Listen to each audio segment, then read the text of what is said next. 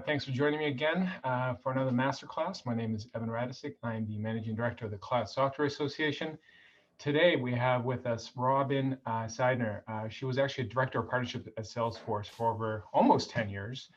She runs her own consulting company now, and she happily agreed to kind of do a session on, I think one of the biggest question marks a lot of the members in the CSA have is really kind of how to make a more meaningful partnership with Salesforce.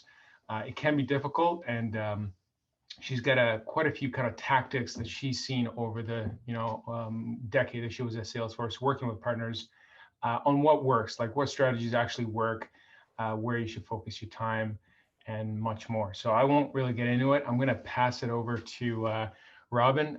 Robin, just do a quick little intro, and she's got some slides to share with you guys. But we want to make this as interactive as possible. So if you do have questions, throw them in there. It can be a little bit awkward with Zoom, but just we all know that and we've said it. So just get in there awkwardly and we'll try to get them answered. All right, take it away. Yeah, thanks, Evan, and thanks everybody for taking the time today. Like Evan said, I really hate hearing myself talk. And so if you have a question, just like throw it out there. I'm happy to take questions as we go along. But just a little bit about me. I came to Salesforce through one of their earlier acquisitions, Radian6. And I ran their channel OEM and global reseller program. And then until I left Salesforce last October, I was part of the Alliances and Channel organization, which is where the ISV and the SI ecosystem sit. And over the course of 10 years, the ecosystem has really changed and grown pretty dramatically, right? It's very big and competitive now, but there's still a lot of space for people to succeed. But like when I first came to Salesforce, there was Sales and Service Cloud, and Radian6 was the Marketing Cloud that was purchased, right? So think about all of the clouds that are in there now and how many more acquisitions they have. And there's many more ISV solutions that are piled on top of all these products and clouds and industries. So many more partners vying for attention, both of customers as well as Salesforce AEs. So I'm going to focus on three areas that are, to me, that are some of the most important ones to focus on. Of course, the first one is selling and marketing to Salesforce is the primary one that you need to get right. Developing an SI partner strategy, and also potentially developing a complementary ISV strategy. So, again, like I said, the most important tactic is selling and marketing to Salesforce. And, keep in mind that first and foremost, Salesforce is an amazing marketing organization, right? Great products, but really an amazing marketing, right? Like the goofy characters, that whole rebrand, everything the company puts out in the market, as well as everything that's delivered internally to Salesforce employees and to partners, right? It's all the same. It all has that same brand. It's all succinct. It's all focused on results. So you really have to make sure that all of your marketing and selling is always focused in that way as well, right? Because that's what any employee at Salesforce has, that expectation. And if you don't deliver on that, it really falls flat. So all of the key tactics that I'm going to talk about, are really rely on your ability to be specific about the market you're serving with your app, right? Gone are the days where another DocuSign is going to be successful, right? DocuSign locked up the market. There's plenty of competitors out there, but they're still a huge partner of Salesforce, right? But if a DocuSign were to launch today, it would be much harder for them to be successful in the existing market, right? You can't be all things to all people. Salesforce is too big, too many clouds, too many industries, too many teams that sell really narrowly. So before you sort of get into like how you sell into Salesforce, it's really good to take a step back and identify what your key specific targets are in your market, right? What cloud does your app improve? Or what clouds does your app improve? What industry customers benefit the most? And I'm not just talking about like, in financial services. I'm talking about, does your app improve something or some aspect of something in capital markets or in wealth management or in retail banking? So even getting more down and dirty into the segments. company size. Are you a small business plug and play type of app, or are you an enterprise app that has a lot of services around it to make it, to really make it take off?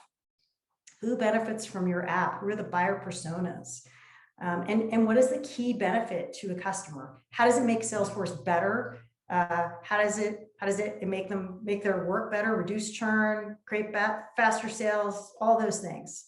If you use this as sort of like the framework of a product marketing exercise, this will really help you improve your overall messaging out, on the App Exchange, which we'll talk about in a little bit. But it'll also help you understand where within the Salesforce field you want to focus your message, okay? Because that is a really important thing to do, because just like there are many clouds and many industries and many segments, there are many sales teams at Salesforce, right? So I apologize that this is a little blurry, but this is a view of the Salesforce field organization for North America for this fiscal year, right? And you can see it's organized by cloud, right? There's a marketing cloud team and a commerce team and a couple of service cloud prime teams, which align with a couple of the industry teams, right? There's industry teams from top to bottom, from SMB all the way to enterprise, for retail and consumer goods, for HLS, etc. There's a gen commercial team that's segmented by number of employees, right? So you can see how being horizontal is a very, very difficult job, and you really don't want to bite off that apple unless you have all the money in the world to spend. So just like you want to take that product marketing exercise about your app and where it fits, you want to have that same approach when you're talking to Salesforce, to really focus in on the segments, the industries, and the sub verticals where you're going to be able to make the most impact. And this is something I coach my partners on, both SIs and ISVs, right? Because in order for you to be able to, to make any headway in the Salesforce organization, you really need to have a very targeted messages for individual teams. And I know it's a really hard thing to think about narrowing your focus, but I'm telling you, it'll make a much bigger impact. And I typically coach my partners to do two, right? Just in case one is a dead. Like, so as an example, last year during COVID, if you had picked hospitality, that probably would have been a dud, and you probably would have been better off doing hospitality than something else. So, if you're afraid of just narrowing to one, do two. So Robin, just a question. So, I mean, just this early on, but like, I think one of the biggest questions that I've seen, like even working with, especially like early stage companies that are kind of just kind of getting into the ecosystem, like they might be successful on their own, but really getting into the Salesforce ecosystem is like, oh, like we're really not getting the response from the account exec that we have assigned for our app, right? So like they're not getting the, the quote unquote love that they were expecting, right? So really kind of stepping back and be like, well, like where does that person belong to? Which vertical? What's their focus? Like, that to me, like that seems to be like such an important aspect of this. But like, how would you like? Is there any resource you've seen so they can actually see like what position, like what focus that account exec has? Like, where did you find that chart? Like, where are you finding some of these? Some of these things that you can actually use to make your decision, other than asking them straight up, right? Yeah, asking them straight up is a really great way to do it. I mean, I get this because I work with a lot of people at Salesforce, right? I've worked there for 10 years. I know a lot of people, but there are things that are similar that are available in partner community that you can access, right? Earlier in the year, all of the industry teams did kind of like a, how to go to market with the HLS team, or how to go to market with financial services or whatever. And they actually provided a view into the teams, right? And how they're organized and how they sell, right? So that stuff is available in the partner community. I mean, if you're an official partner to Salesforce, then you have access to a lot of proprietary data that isn't available to customers. So as a vendor, if your product is servicing multiple industries, the expectation is that you would be working with an exec. So if you're hitting 3 industries, you're working with 3 Salesforce execs, one of each industry. It's not going to be one. It's probably going to be multiple. Is that? accurate? Like just unraveling the onion a little bit, right? There's the ISV sales team, right? Yeah. Which if you have a certain level of success, you will get assigned to an ISV sales, a PAM, who, depending on what your success is and what industry you're in or not, if you're just a horizontal, they might be managing 150 other ISV partners, right? So it really depends. Like maybe you're in healthcare and in financial services and you're much more successful in HLS. So you're going to get a PAM assigned to you in the HLS vertical, right? The reality is that the ISV sales team really focuses on the most successful partners and driving the most successful partners. Then there's another team that's really trying to work with companies who want to build new apps, right? And so they actually work more with PDO organizations, right? The partners who build applications for ISVs, like the Code Sciences, the Coteries, the Serum Science, like those types of companies. Yeah, I guess it's really the before you're successful that is it's kind of like you can't. It's really hard to become a successful without some help from Salesforce, but they won't give you the attention until you're actually successful enough to warrant the help.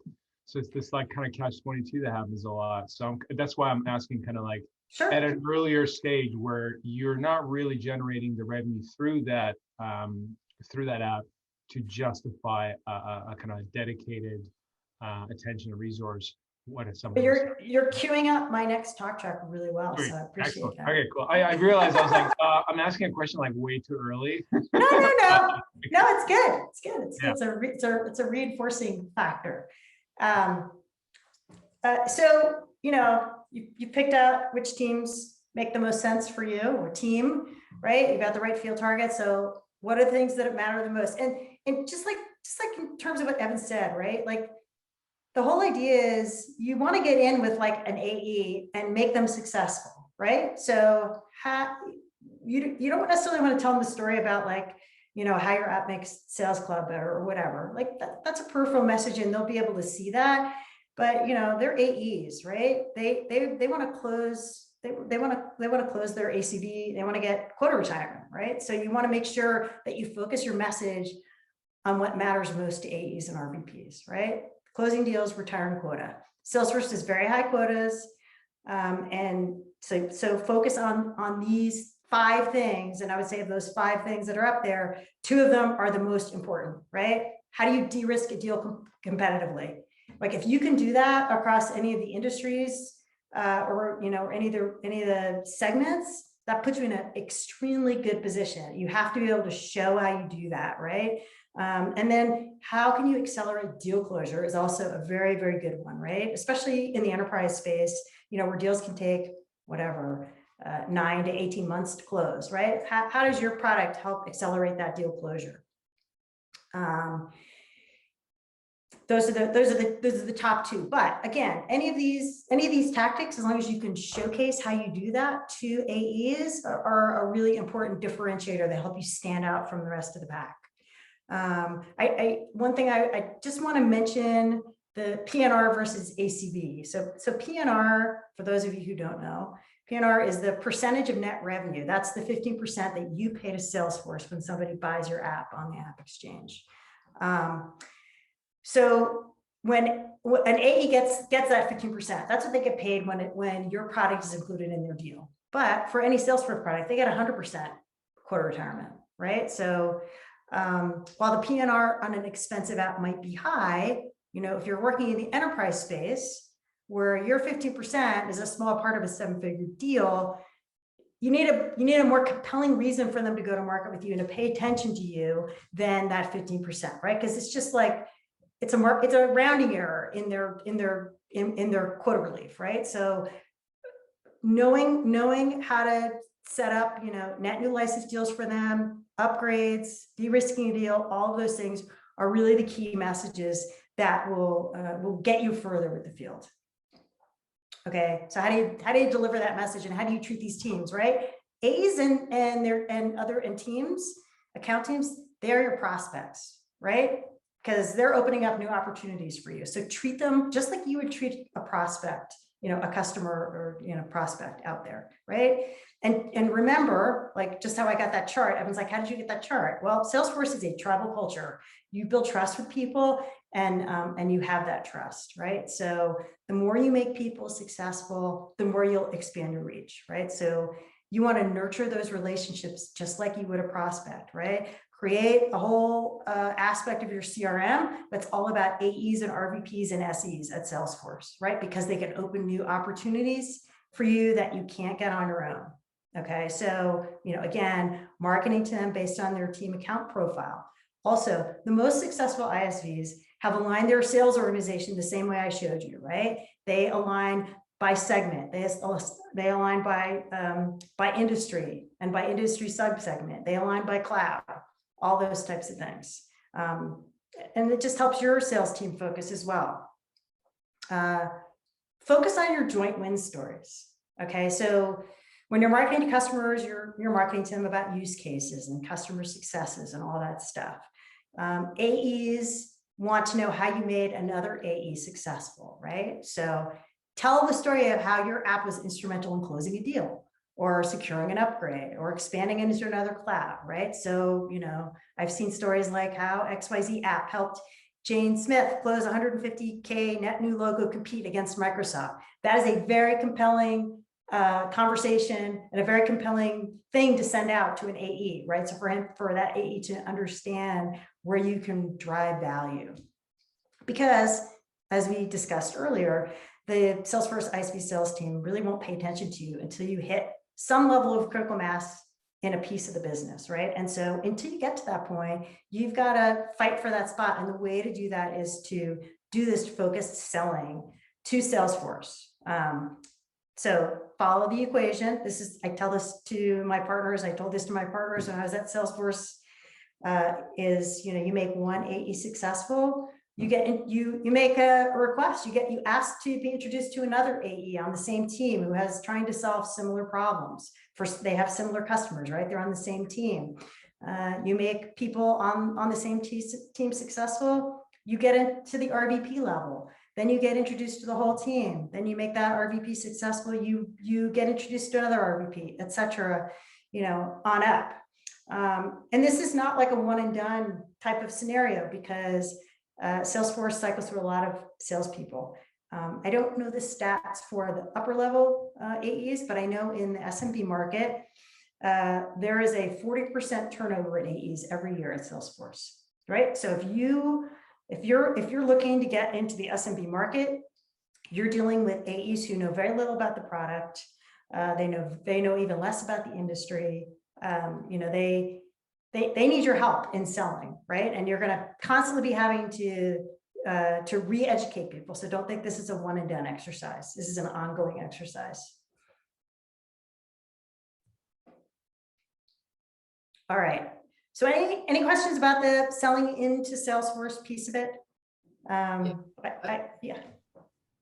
So far we've been kind of taking your strategy by its ear. I've built like relationships with probably over 350 AEs, RVPs, and the real question starts to become whether we should take a top-down approach or a bottom-up approach. We started from the bottom-up approach with those AEs, but as you mentioned, there's a lot of churn across the organization, and I find an AE relationship is good on the first co-sell, but then you have to maintain that relationship. And with a high volume, it really makes the strategy hard to scale. So we've started to question whether we should be spending our time on the RVPs, the AVPs, because an RVP, if they can get their reps, their quota is coming from App Exchange partners, if they get that to half their quotas are being hit by App Exchange partners, everybody's going to benefit from that. So they might be able to put top-down pressure. I was curious what your opinion and experience has been from top down or bottom up. So I think you're absolutely right. Like that does, after a while, it becomes like 350 reps is a lot of reps to maintain relationships with, for sure. So a good thing to do is to follow the successes, right?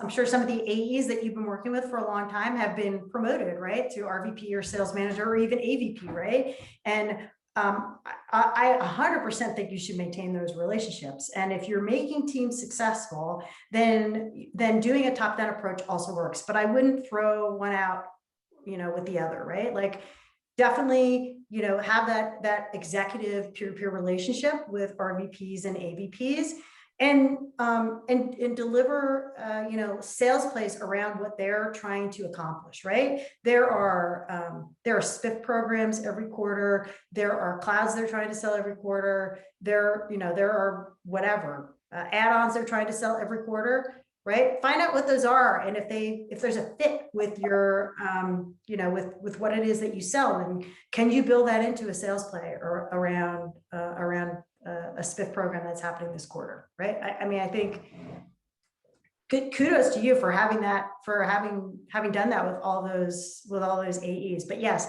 there is turnover, and you can definitely chart a path with RVPs and AVPs as well. But again, looking at the broader picture of how you can, what they're trying to do and what they're trying to get their teams to sell, like what's the big initiative from sales strategy. Sure, thank you. Anybody else? Okay. All right, so let's talk a little bit about the App Exchange. The App Exchange has been around for a really long time. Salesforce has invested a lot of cycles in the last 2 or so years to really improve the App Exchange and make it more of a search-friendly, marketplace, right? And so there's a lot of benefit for you to really spending the time on App Exchange, both for driving customer engagement, but also even for AEs, right? As Salesforce scales, there are, again, and as partners scale, there are just so many more partners. It's good, AEs go also and look at the App Exchange to find relevant solutions as a first play. Then they'll go ask their teammates about, hey, have you heard of this, or have you used this? So it's always good to spend the time to have a good App Exchange listing.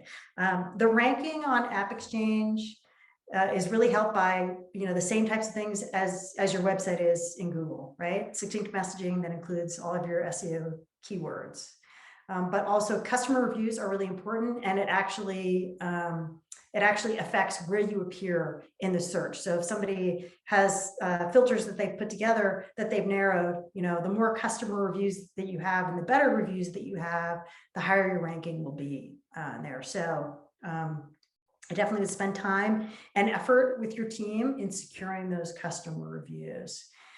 Salesforce has a really good ebook, actually, that they've put together on App Exchange listing best practices. You can download it from the partner community if you just do a search on App Exchange best practices. There's one for SIs and one for ISVs, so just make sure you pick the right one and dig into the details. But I do have a few best practices that are from there, right? Got to have demos and videos, but keep them gated so that you can collect the leads, right? You should have multiple case studies showcasing use cases and ROI, again, based on industry and segment that appeal to the industry and segment that you're trying to sell to. Make sure that you apply for the appropriate App Exchange badges that can be on your site, because those are also part of the search criteria, right? So if your product is lightning ready, as an example, you can get a badge. It just helps people to understand the parameters around your product. Be really clear with your pricing. That's a key point that customers always want. And use the analytics features. That a lot of the investment that Salesforce has put into the App Exchange is around building analytics in the App Exchange. And so you can really do a lot to update and swap out your content and case studies, and make changes and tweaks to your to the App Exchange listing to make it the best that it can be, and deliver better results for you. There are a couple of other ISV programs to consider. Some people have been successful with them. I wouldn't say it's like all have been successful with them, but some people have been successful with them. So the AMP program is a paid marketing program that Salesforce offers. You pay to get to be part of, like, a banner program, or they'll create a video for you, or a case study, or like a joint blog post. They cost money, but you end up with a professionally produced asset that you can keep and reuse for some of them. There are many offerings. If you think it's something you might want to do, there's a link in the deck, and I can also just do a separate slide with all the links as well. But I would just investigate it to make sure it's going to be the right program for you. The other one is a free program, this Accelerate program. It is a application-only program. It's a mentorship program, and they have cohorts for 2 different types of ISVs. They have the Accelerate Build, which is for companies who are going to be building a new ISV application within the next 3 to 6 months. And then they have an Accelerate Grow, which is for ISV partners who have an application in market for at least a year, and they're looking to grow. And it gives you access to other partners who've been down the road. It gives you access to folks internally at Salesforce to help you, go to market better. But you have to be willing to invest the time in the program for it to be helpful for you, right? Otherwise, and there's an application process. So there's an Accelerate Build application that's open now. It closes in July. And again, there's another link there if you want to apply. So I want to talk to you a little bit about developing an SI strategy. A lot of very successful ISVs have SI strategies. And it is something I coach my clients to do. And my SI clients, I coach them to have an ISV strategy, right? I think having companion services that wrap around Salesforce but are not Salesforce is a great way to expand your business and to improve your margins on both sides of the business. So, along the lines of like having Salesforce pay attention to you or not pay attention to you, having an SI strategy is another way of growing your market share without having that, direct AE connection at Salesforce. It drives additional leads right through your partnerships, depending on how expensive, or if your product is an enterprise product, it can reduce friction with the Salesforce field in the buying cycle, right? I'm sure everybody's been in a room where there's like, the client, and there's 8 people from Salesforce and 5 people from MuleSoft, and there's one client, right? Like it reduces that whole like too many people in the room, because the SI is basically bringing your solution to the table as part of their solution, right? It also increases your sales and marketing power because you have the SI doing the sales and marketing for you. And again, like there could be accounts that you're not going to be able to get access to for a variety of reasons that this will open up, right? You have a limited sales team. There's only so many AEs and so many customers that you can go after directly. You might be in a limited region and you want to expand into another region, and having an SI help you get into that region could be a really good way to go. You might have procurement issues where you can't get into certain accounts because you don't have vendor agreements. These are all things that an SI program can help you, an SI strategy can help you with, and to make you a lot more successful. But you got to do it right. I know of many ISVs who just sort of like, they're like, yeah, Zenify just reached out to me and they're like, oh, we want to sell your product. And we're like, great. That you really have to have a strategy around SI, around working with SIs in order to make it successful. So, if you're a product that, costs $5,000 to implement, I wouldn't go looking to partner with an Accenture or a Deloitte because, they're looking for services that drive a lot more revenue for them, right? So, so what's the best way to identify the right SIs to work with? Well, the first thing you need to do is you need to identify what percentage of services you want to retain and what percentage of services you want to allow partners to deliver. And as part of this, if your product requires some custom dev that a partner can't do, that's going to be a problem, right? You really want to, dedicate a development cycle to getting rid of that custom development aspect, or something that you can't allow a partner to implement, to open that up, because it'll just create further problems for you down the road if you don't. So in order to know your market, again, back to that product marketing exercise, right? Who are the best partners to work for you? What partners are in your industries? What company sizes do they deal with? What are the deal sizes that are typical? What regions, right? So that will help you find the right partners. But before you even talk to the partners, you want to define what partnership success metrics look like to you, right? How much pipeline do you want to drive through partners? How many deals? What is the average deal size? What is the monthly recurring revenue? What are your pipe to close ratios? All of those pieces and parts. And also you want to help them understand what the success metrics are for the partnership, right? So that you have some way of measuring whether or not it's mutually successful, right? What are their costs? What are your fees to be part of the program? How much do they have to invest in enablement and sales and delivery enablement to get going? When do the handoffs happen? Do you guys have to be part of a certain number of projects before you allow them to be, quote unquote, certified on your product? What are the typical delivery timelines? How many consultants need to be part of a small, medium, large implementation? Are there any ongoing services that can help them improve their overall margins, right? And then, really invest in that sales and delivery enablement. It can be an afterthought for a lot of partners. Don't make it an afterthought. It will go a long way into making things go smoothly, as will defining clear rules of engagement and handoffs between, your sales team, their sales team, Salesforce, your delivery team, their delivery team, etc. Your customer service, their customer service. So after you get all that done, you're going to want to market that partnership and the joint solution to Salesforce. Because, if you're working with an SI that maybe, there are fewer SIs than there are ISVs, right? So SIs get a little bit more attention, some in Salesforce, and they have their own drivers into the Salesforce field that you guys don't have on the ISV side. So you're going to want to market that joint solution to Salesforce through the SIs as well, right? There you go. You have an extra sales and marketing engine for you. So I had a bit of a question there. I think Yeah. it's super helpful. I think a lot of people overlook the SI strategy.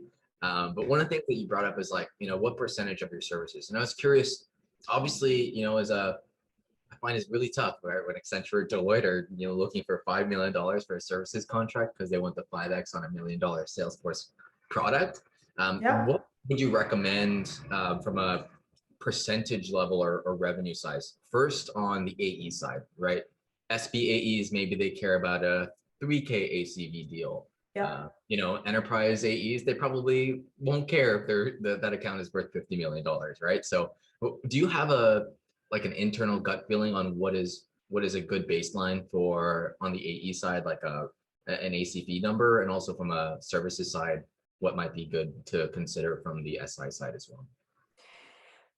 Yeah, it really depends. You bring up a really great point. Is like, it really depends on the account size, right? And the market, the segment size, right? And, an SB rep is selling run rate deals, between, 5 and 20K, is average deal size, right? The 100K deals are big deals for those reps. So,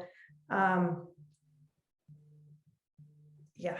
I think it's a tough question, and I think that it's a really hard question. It's very broad, right? I would have to understand, a lot more about you to make that assessment. Wait, what was your other question? Sorry. On the SI side, if you're familiar with the kind of the marketplace, first of all, understanding where these SIs, but also secondly, when we start to look, is there a segment that we should consider from a services cost that they're used to when it comes to working with other ISV partners? Yeah. Well, so think about it in terms of the ACV to services ratios that Salesforce has just on the product clouds itself, right? It's anywhere from 1x for a sale, basic straight sales and service, right? Because it's a pretty commoditized. Those are pretty commoditized products, to anywhere to 10x for something like marketing and commerce cloud, right?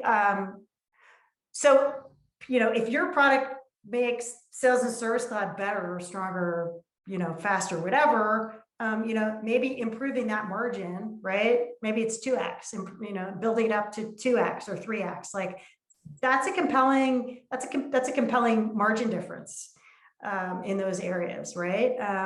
Or again, if like you're an ISV for Marketing Cloud or Commerce Cloud, of which there are many fewer, I will say, like, I think those opportunities are just huge, right? Because people are willing to pay more. Digital transformation is just exploding, and it requires marketing and commerce cloud, right? People have been, ever since COVID, that just has been just the double down approach. So I think it depends on which cloud you're working in, if it's the more commoditized or the newer clouds, right? So does that help? And from an acquisition perspective, like where do you recommend we go to look for these? Now, I know there's a database on the App Exchange, is kind of garbage, not gonna lie. Is there a place that you found works well? Maybe LinkedIn groups or chatter groups that you found worked well? Sorry, I missed the first part of your question. To find SI partner, like potential SI partners that might be a good fit. Is there a location you recommend we start looking? I mean, again, if you look based on industry, you might look on G2 Crowd. I've heard a lot of more SIs are spending time there because it's easier to get noticed there. LinkedIn is potentially, but if you have any internal connections to Salesforce at all, they can put feelers out as well. I mean, honestly, that's what I do a lot of times, right? It's like, hey, I'm looking for a partner that does this, this, and this, and they're this size. And, or I just might know though. I mean, that it's like, again, Salesforce is a very tribal culture. So it does happen, but in the App Exchange, granted, there's a lot of paid stuff, but you can look through and narrow it down by region, by what clouds they focus on, by what industries they focus on, and look at their customer reviews and things like that and see what people say about them, right? So I think that's potentially a good start, but also using any internal Salesforce references that you have to find out would be good, right? It could just be like trusted RVPs that you work with have SIs that they think are really great, that do good work, right? And they can provide that introduction or whatever. So that's great. That's really helpful. Thank you. All right, where are we now? Okay, so somehow I need to go to the next slide. Why is this not working now? There we go. So let's talk a little bit about a complementary ISV strategy as well, which I also think it's not an approach that's going to work for everybody, but I think it could be a really good approach because I hear more and more from ISV partners. It's like, you provide one slice of a solution, but if you had this extra slice with it, it just makes it a much more powerful use case for, for a person, right? Or for a company.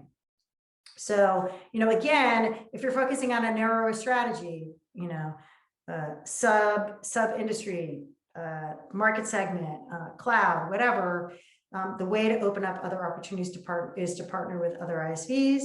And it helps you with your reach both inside and outside the Salesforce ecosystem potentially, right? Which is great because the Salesforce ecosystem is great, but it's not the be all that ends all. There are other ecosystems out there. There are competitors. There are platforms that work well with Salesforce. So, how do you connect the dots? I'll give you, maybe a more generic example. I don't know if any of you know Workato. They do integrations for Salesforce, right? So this is their App Exchange listing.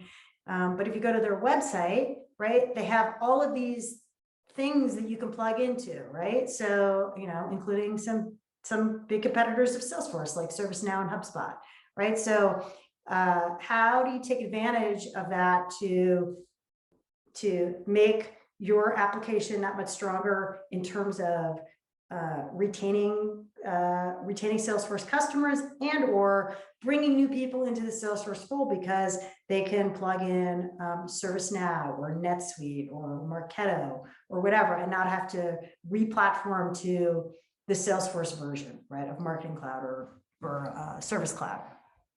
So I would definitely recommend doing that if as another way to expand your reach.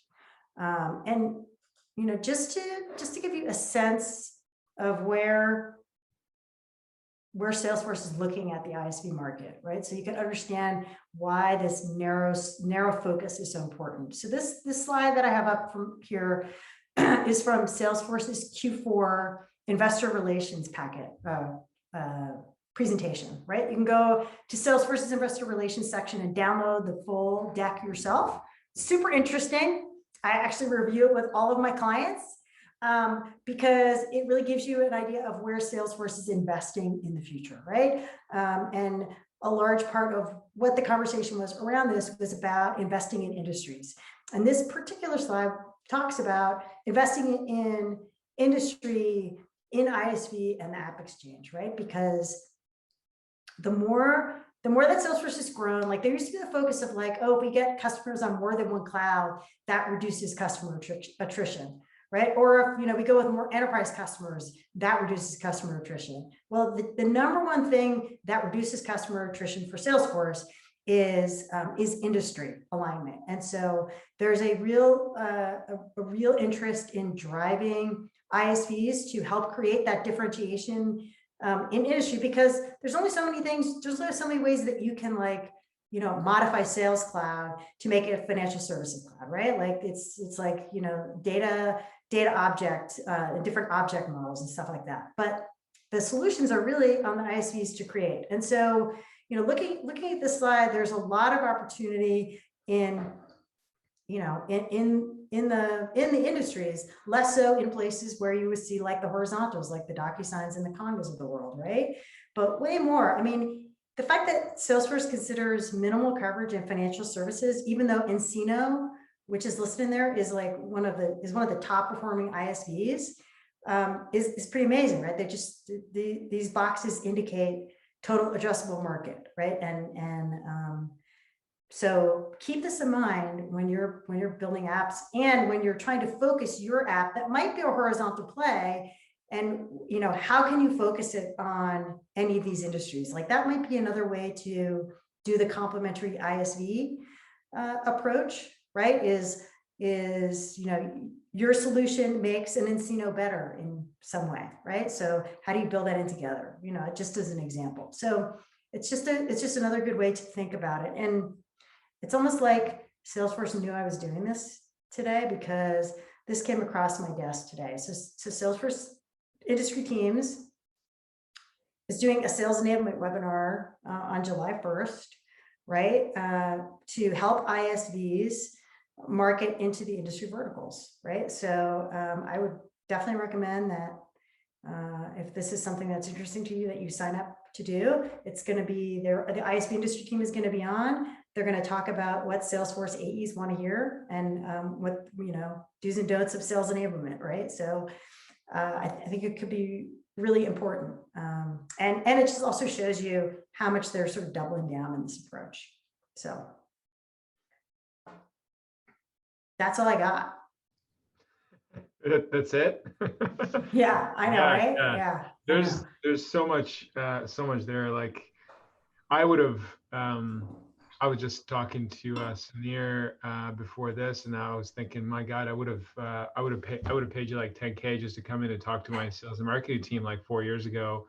Would have saved a lot of like trial and error, just having more focused approach on, like just even the what you mentioned early on, kind of treating the AEs as targets or as customers, right? So it's not just about like, here's our marketing that we've figured out, and like this is what it looks like, and just kind of trying to shove that down their throat and say, here's why we're awesome. It's you can't, right? Like you got to play in that, like it's either you're in that club, like, and everything matches, everything from the way you say things, the way you present things, the way you forward like everything, it's either matches or you don't exist. Like they really don't have time to like decipher whatever you got into their world. So unless it's like zero friction and like spelled out, and with testimonials, which I thought was like something I've missed in the past, how somebody can, here's how we made AEs like you successful. If it's not packaged that way, like they're just moving on to the next one. Like there's just so much of it, right?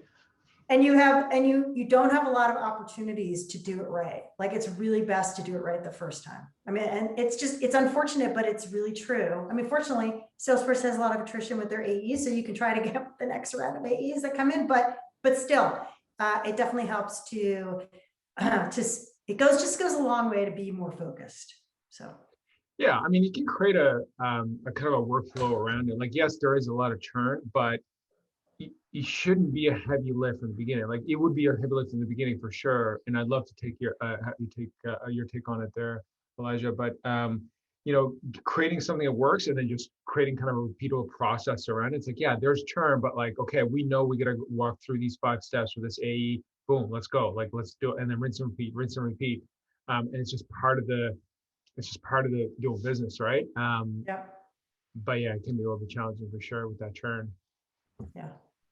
Robin, I don't know if you're willing to share the presentation, but I'd like to take snippets of it and share it with the wider community to let them know what they missed, because this was absolutely gold.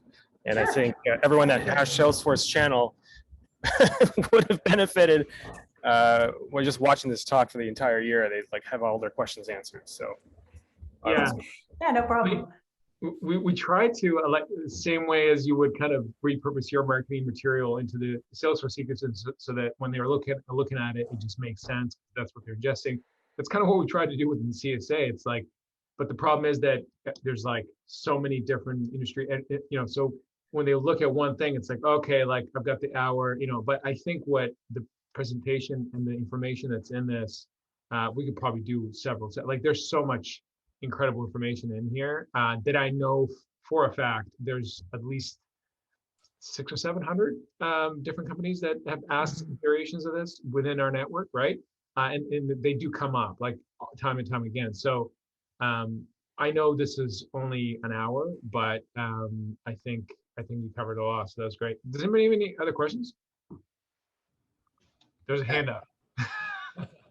I don't know if anybody uses that, but yeah, no, it is helpful. It is helpful. And Evan, maybe you can even answer this because you've had the experience of building it out. But as we're starting to build it out, the question starts to become how you organize your internal team to better resource and support that program. And so, some of the things we're debating internally are questions like, do you have one person that's focused on AE acquisition and relationships versus another focused on RVPs? Or do you go the route of a book of business, right? Where, a partner manager might have AEs and RVPs in a specific vertical like fins that they own versus another partner manager that owns, the vertical for manufacturing, for example. I was curious if anybody had experience in structuring those teams internally, or maybe some advice they could give there. I mean, I'll give you my 2 cents. Robin's probably got a few ideas as well, but it's just like building out your own internal sales team, right? Like you got to make the one AE successful or one vertical, one industry successful. So I would just, it helps your case so much to get extra resources to kind of double down and like do it faster. If you can at least get some results out of one of them. So pick the one you think is the best chance of kind of accelerated success, right? So like the lowest hanging fruit, and just do your best to kind of provide as much results in as short of a time as you can, and then use that to leverage to say, look, we just started this. Here's how long it took. Here's what it provided, and we're just scratching the surface. Here's what I need to like invest into this. Way different conversation than saying, I need you to like invest all this now, not knowing, kind of selling a dream as opposed to like, yeah, there's a dream, but here's a taste, Yeah. But Robin, I would also, I would also say just, if you're trying to do something, make sure your comp model reflects that, right? Because when I was at Salesforce, I felt like I used to I'd wear like a tag on my shirt which said comp drives behavior, right? Because to me, it's always paramount to think about that. So if you're going to have AEs managing that relationship piece and they're not being comped in some way, right? Like if it's still like their quota is really high or whatever, like it's not part of their base compensation, then they're never going to do it, right? They're always gonna drive to what their comp model is. So I would definitely keep that in mind. So, one other tactic I didn't actually put in here, which also works, is, hiring Salesforce AEs away from Salesforce and SEs, because they have a lot of relationships. I mean, honestly, it can be a good tactic if you can get them for a price that, isn't going to kill you. So. That's always a helpful tip. All right, but internal network is always a good time. Yeah. Any other question, guys? We got a few minutes here, so this is your time. If you want to throw something at Robin, so.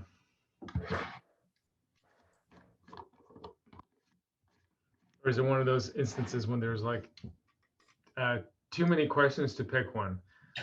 I could go with another if it's going to be a little bit silent, but the customer stories with AEs, right? You run a really good deal cycle, co-sell opportunity, you win it. What's been the approach to get that into a customer story that you could go and share with other AEs? How have you kind of approached that scenario, talked it over with the AE, maybe their RVP? Like, what does that look like? You mean to get to include the AE in the RV in the win story, the joint win story? Yeah, win story for AEs. Yeah, I mean, I just talk to them directly, be like, hey, this is a great win. Let's promote this internally, right? I mean, because it shines their light internally at Salesforce and makes them look good too, right? And then other AEs will come to them and ask them, why are they so awesome, and how can they help, and all that kind of stuff. And I mean, I would just ask directly, right? It's a great showcase of their accomplishment. They can share it with their RVP, they can share it with their team, they can share it with a lot of other people. So just go ahead and ask. That's helpful. Don't be shy. I wasn't sure if there was some like legal ramifications around getting that story from Salesforce. Maybe you had to go through AMP or what. But I guess I mean, this is like internal to Salesforce, right? Or maybe you're sharing it with an SI or another ISV, right? But you're not sharing it with end customers, right? So like, think about it in terms of things that you need permission for, right? For a customer story, you need permission from the customer, and you probably need some legal sign off and all that kind of stuff. But even when you're telling stories about customers just internally into Salesforce, you don't need those permissions, because you let the AEs and the RVPs know, like, this is for internal consumption only, so that you can understand what we've done in this account, right? And the same goes for that, the AEs. Like, what you probably need from them is to understand, what the license revenue was associated with it, right? And I would do things like, write a quote for them and say, like, hey, does this work? And if not, let them edit it. Don't let them write it themselves. They'll never get it back to you. And you're probably, depending on when you do it, right? Like, I wouldn't try doing it in January at the end of Salesforce's fiscal year, or at the end of any quarter, because you won't get their attention, right? So. That's helpful. Thank you. Yeah. Awesome. Thanks. Anybody else? Awesome. All right. I think if, and I'm guessing you do have a few questions that might be just either, personal or sensitive or whatever. Robin is in the CSA Slack community, so you can direct message her. You can post it in general. We do have a Salesforce channel as well that's specific, with a couple hundred members in there. So really just post, and we'll try to get questions answered as we go. But Robin, thanks a lot for doing this. This was, Sure. I can't describe how valuable this is. Hopefully we can have a follow-up one that's around a specific slice of this in the future. But everybody, thanks for joining, and have a good rest of your day. All right. Thanks, everybody. Bye-bye.